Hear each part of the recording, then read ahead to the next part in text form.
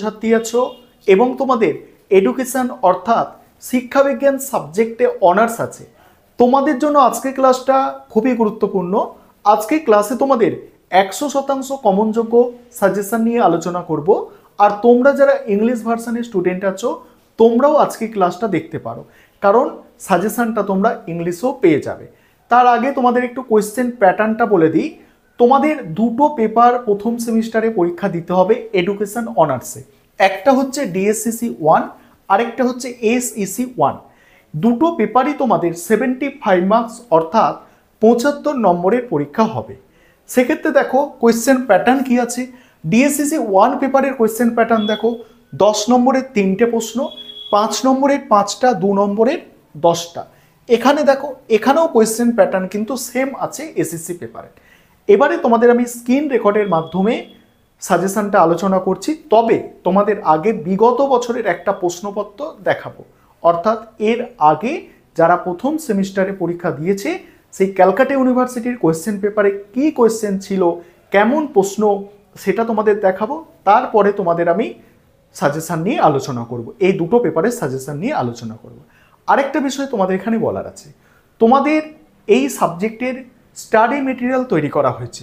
তোমরা যদি কেউ স্টাডি মেটেরিয়াল পারচেস করতে চাও সেক্ষেত্রে তোমরা স্ক্রিনে দেওয়া নম্বরে যোগাযোগ করে এডুকেশন অনার্স সাবজেক্টের স্টাডি মেটেরিয়াল পারচেস করতে পারো। চলো তোমরা সাজেশনটা দেখো এবং বিগত বছরের কোয়েশ্চেন পেপারও দেখে নাও। প্রথমে তোমরা বাংলায় সাজেশনটা দেখে নাও। ডিএসসিসি 1 পেপার থেকে তোমাদের যে প্রশ্নগুলো তৈরি করতে হবে দেখো, 10 নম্বরের প্রশ্ন তোমাদের পরীক্ষায় 3টে অ্যান্সার করতে হয়। প্রশ্নগুলো দেখো, প্রথম প্রশ্ন আছে শিক্ষার গণতান্ত্রিক লক্ষ্যগুলি বিশদভাবে আলোচনা করো। পরের প্রশ্ন সহ পাঠক্রমিক কার্যাবলী বলতে কি বোঝায়, এর প্রকারভেদ উল্লেখ করো ও তাৎপর্য আলোচনা করো। পরের প্রশ্ন প্রথাগত শিক্ষার মাধ্যম হিসাবে বিদ্যালয়ের গুরুত্বপূর্ণ কাজগুলি আলোচনা করো। 4 নম্বর প্রশ্ন মন্তেশ্বরী পদ্ধতির বৈশিষ্ট্য আলোচনা করো, এই পদ্ধতির সুবিধা অসুবিধা লেখো। পরের প্রশ্ন আছে শিশুকেন্দ্রিক শিক্ষা ব্যবস্থা বলতে কি বোঝো, আধুনিক শিক্ষায় শিশুকেন্দ্রিকতার তাৎপর্য উল্লেখ করো। পরের প্রশ্ন দেখো আধুনিক শিক্ষা ব্যবস্থার প্রকৃতি ও পরিধি সংক্ষেপে আলোচনা করো। পরের প্রশ্ন একটি কার্যকারী সংস্থা হিসাবে বিদ্যালয়ের ভূমিকা আলোচনা করো।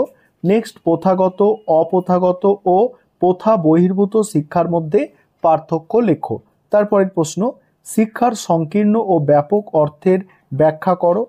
তারপরের প্রশ্ন কি আছে দেখো, একজন আদর্শ শিক্ষকের গুণাবলী আলোচনা করো। পরের প্রশ্ন খেলাভিত্তিক শিক্ষার 5টি বৈশিষ্ট্য লেখো ও মন্তেশ্বরী শিক্ষা পদ্ধতির যে কোনো 5টি বৈশিষ্ট্য আলোচনা করো। নেক্সট আছে শিক্ষার লক্ষ্য সম্পর্কে ডেলর কমিশনের গুরুত্ব আলোচনা করো। নেক্সট প্রকৃতিবাদের মূল নীতিগুলি কি কি, প্রকৃতি শিক্ষায় প্রকৃতিবাদের প্রভাব আলোচনা করো। পাঠ্যক্রম বলতে কি বোঝো, একটি আদর্শ পাঠ্যক্রম গঠনের মূল নীতিগুলি লেখো।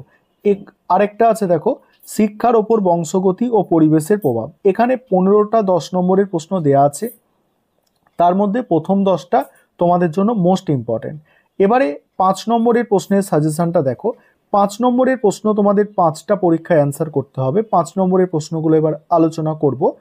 তোমাদের তার আগে বলে রাখি তোমাদের জন্য স্টাডি মেটেরিয়াল তৈরি করা হয়েছে। তোমরা যারা স্টাডি মেটেরিয়াল পারচেস করতে চাইছো স্ক্রিনে দেওয়া নম্বরে যোগাযোগ করে স্টাডি মেটেরিয়াল পারচেস করতে পারো। স্টাডি মেটেরিয়ালে এই সমস্ত প্রশ্নের উত্তর তোমরা পেয়ে যাবে। এবার কি আছে দেখো 5 নম্বরের প্রশ্নগুলো দেখো।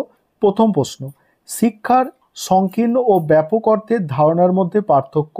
পরের প্রশ্ন শিক্ষার লক্ষ্য সম্বন্ধে ডেলর কমিশনের যে কোনো দুটি স্তম্ভ সম্বন্ধে সংক্ষেপে লেখো। পরের প্রশ্ন আদর্শ শিক্ষকের 5টি পেশাগত গুণ উল্লেখ করো। নেক্সট গণমাধ্যমের সংজ্ঞা দাও। শিক্ষাক্ষেত্রে চলচ্চিত্রের 4টি কাজ উল্লেখ করো। পরের প্রশ্ন খেলাভিত্তিক শিক্ষার 5টি বৈশিষ্ট্য লেখো। নেক্সট আছে সংক্ষেপে প্রকল্প পদ্ধতির সুবিধা ও সীমাবদ্ধতা লেখো।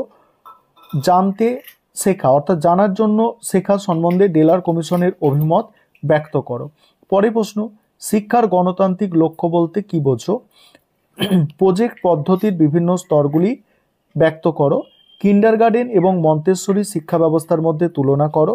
নেক্সট শিশুকেন্দ্রিক শিক্ষা ব্যবস্থার 5টি বৈশিষ্ট্য উল্লেখ করো। নেক্সট, গণশিক্ষার মাধ্যম হিসাবে সংবাদপত্রের ভূমিকা সংক্ষেপে লেখো। পরের প্রশ্ন, শিক্ষায় বৃত্তিমূলক লক্ষ্য সম্বন্ধে সংক্ষিপ্ত টিকা লেখো। পরের প্রশ্ন, পাঠ্যক্রমের যে কোনো 5টি প্রকার সম্পর্কে আলোচনা করো। পরের প্রশ্ন, খেলা ও কাজের মধ্যে যে কোনো 5টি পার্থক্য লেখো। পরের প্রশ্ন, শিক্ষার মাধ্যম হিসাবে পরিবারের ভূমিকা সংক্ষেপে আলোচনা করো। পরের প্রশ্ন, শিক্ষার্থীর ওপর বংশগতি ও পরিবেশের প্রভাব সংক্ষেপে আলোচনা করো। পরের প্রশ্ন, শিক্ষাক্ষেত্রে সহপাঠক্রমিক কার্যাবলীর যে কোনো 5টি গুরুত্ব উল্লেখ করো। নেক্সট আছে ডেলার কমিশনের মতে আধুনিক শিক্ষার লক্ষ্যগুলি আলোচনা করো। আর শেষ আছে মন্তেশ্বরী শিক্ষা ব্যবস্থার বৈশিষ্ট্য লেখো। এখানে 20টা প্রশ্ন আছে, এর মধ্যে তোমাদের প্রথম 15টা প্রশ্ন 5 নম্বরের জন্য মোস্ট ইম্পর্টেন্ট আছে। এবার তোমরা এসএসসি পেপারের সাজেশনটা দেখো। এবারে তোমরা এসএসসি পেপারের সাজেশনটা দেখে নাও। এসএসসি পেপারের সাজেশন দেখো, 10 নম্বরের প্রশ্ন তোমাদের 3টে অ্যান্সার করতে হবে। 10 নম্বরের জন্য যে প্রশ্নগুলো তোমরা তৈরি করবে দেখো, প্রথম প্রশ্ন, যোগাযোগের সংজ্ঞা দাও। এটা সংজ্ঞা হবে, টাইপিং মিস্টেক আছে। যোগাযোগের সংজ্ঞা দাও। যোগাযোগ প্রক্রিয়ার প্রকৃতি ও বৈশিষ্ট্য আলোচনা করো। মোস্ট ইম্পর্টেন্ট প্রশ্ন, প্রথম 8টা প্রশ্ন, প্রথম 8টা নয় 6টা, প্রথম 6টা প্রশ্ন মোস্ট ইম্পর্টেন্ট, এখান থেকেই তোমরা কমন পাবে। পরের প্রশ্ন, কার্যকর যোগাযোগ প্রক্রিয়ার নীতিগুলি আলোচনা করো। নেক্সট, শ্রবণের বিভিন্ন বাধাগুলির ওপর আলোকপাত করো। বিভিন্ন প্রকার শ্রোতার সংক্ষিপ্ত বর্ণনা দাও। দলগত আলোচনার মাধ্যমে যে সকল ব্যক্তিত্বের সংলক্ষণ এর মূল্যায়ন করা হয় সেগুলি তালিকাবদ্ধ করো। পরের প্রশ্ন, লিখন প্রক্রিয়ার সঙ্গে যুক্ত বিভিন্ন কার্যাবলীর সংক্ষিপ্ত বিবরণ দাও। পরের প্রশ্ন, শ্রেণীকক্ষে যোগাযোগ ব্যবস্থার প্রকারভেদ লেখো। পরের প্রশ্ন, শিক্ষাগণের অবাচনিক যোগাযোগ স্থাপনের কি কৌশল গ্রহণ করে। দলগত আলোচনা বলতে কি বোঝো। শ্রেণীকক্ষে দলবদ্ধ আলোচনার প্রকারভেদ আলোচনা করো। যোগাযোগ প্রক্রিয়ার উপাদানগুলি সম্পর্কে আলোচনা করো। তারপরে দেখো, শ্রবণ দক্ষতা কি, বিভিন্ন ধরনের শ্রোতাদের শ্রেণীকরণ করো। তারপরে শ্রবণ দক্ষতা কি, শ্রবণের বাধা বা প্রতিবন্ধকতা সমূহ আলোচনা করো। দলগত আলোচনা বলতে কি বোঝো, এর সুবিধা অসুবিধা উল্লেখ করো। এবার দেখো, এবার 5 নম্বরের জন্য যে প্রশ্নগুলো তোমাদের তৈরি করতে হবে দেখো, তার আগে বলে রাখি তোমরা এই পেপারেরও স্টাডি মেটেরিয়াল পেয়ে যাবে। তোমরা স্টাডি মেটেরিয়াল নেওয়ার জন্য অবশ্যই স্ক্রিনের দেওয়া নম্বরে যোগাযোগ করতে পারো। এবার 5 নম্বরের দেখো, প্রথম প্রশ্ন যেটা আছে, অবাচনিক যোগাযোগ টিকা আকারে তৈরি করতে হবে। দ্রুত পঠনের কৌশল হিসাবে ভাষা পাঠ এবং পুঙ্খানুপুঙ্খ পাঠ, ঠিক আছে, টিকা তৈরি এগুলো করতে হবে। তারপর দেখো, সংক্ষিপ্ত টিকা লেখো বা টিকা লিখি। তাৎক্ষণিক বক্তৃতা। পরের প্রশ্ন আছে, শ্রেণীকক্ষে দলগত আলোচনা বলতে কি বোঝো, এই আলোচনার সুবিধাগুলি লেখো। পরের প্রশ্ন, শ্রেণীকক্ষে দলগত আলোচনা বলতে কি বোঝো, এই আলোচনার অসুবিধা। ভাষাগত যোগাযোগ বলতে কি বোঝো, এর বৈশিষ্ট্য উল্লেখ করো। যোগাযোগ প্রক্রিয়া কি, যোগাযোগ প্রক্রিয়ার শ্রেণীবিভাগ করো। শ্রবণ দক্ষতা কি, শ্রবণ দক্ষতার নীতি সমূহ আলোচনা করো। তারপরে শোনার ক্ষেত্রে প্রধান সমস্যাগুলি কি কি। পরের প্রশ্ন আছে, যোগাযোগ প্রক্রিয়ার প্রধান উপাদানগুলি সম্পর্কে আলোচনা করো।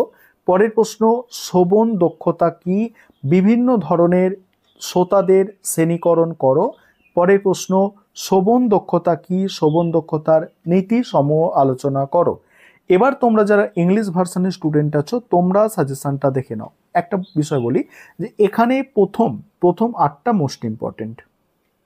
এবার তোমরা যারা ইংলিশ ভার্সনের স্টুডেন্ট আছো তোমরা সাজেশনটা দেখে নাও। আমি স্ক্রল করে যাচ্ছি। তোমাদের এটা ডিএসসিসি 1 পেপার আছে, 10 নম্বরের 3টে প্রশ্ন লিখতে হয়। এখানে 30 নম্বর আছে 10 নম্বরের প্রশ্নের মধ্যে থেকে।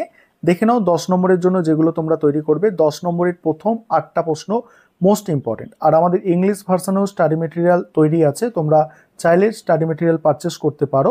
এগুলো 5 নম্বরের প্রশ্ন তোমরা দেখতে পাচ্ছ। 5 নম্বরের প্রশ্নগুলো তোমরা দেখে নাও ডিএসসিসি 1 পেপার থেকে। এরপরে এসএসসি পেপারটা নিয়ে আলোচনা করব। এখানে দেখো, এখানে টোটাল 5 নম্বরের 20টা প্রশ্ন আছে, তার মধ্যে প্রথম 15টা 5 নম্বরের প্রশ্ন মোস্ট ইম্পর্টেন্ট আছে।